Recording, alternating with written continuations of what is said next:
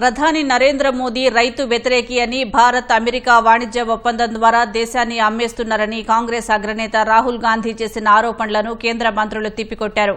రాహుల్ పెద్ద అబద్దాల కోరు అని కేంద్ర మంత్రులు పీయూష్ గోయల్, శివరాజ్ సింగ్ చౌహాన్ ఎక్స్ వేదికగా తీవ్ర పదజాలంతో విరుచుకుపడ్డారు. వాణిజ్య ఒప్పందంపై రాహుల్ అబద్దాలను వ్యాప్తి చేస్తున్నారని పీయూష్ గోయల్ మండిపడ్డారు. అబద్దాలు మాట్లాడడం, నిరాధారమైన ఆరోపణలు చేయడంలో రాహుల్ అన్ని రికార్డులు బద్దలు కొట్టారని ఎద్దేవా చేశారు. నకిలీ కథనాలతో రైతులను తప్పుదారి పట్టించి వారిని రెచ్చగొట్టే ప్రయత్నం చేస్తున్నారని ఆరోపించారు.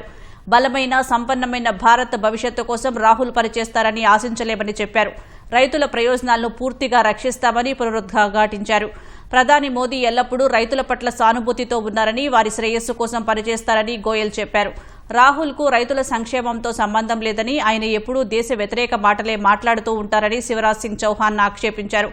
మోదీ సర్కార్ తీసుకున్న ప్రతి నిర్ణయం రైతుల హితం కోసమేనని స్పష్టం చేసిన కేంద్ర మంత్రి, రైతులు సాధికారత సాధించడం రాహుల్కు ఇష్టం లేదని మండిపడ్డారు.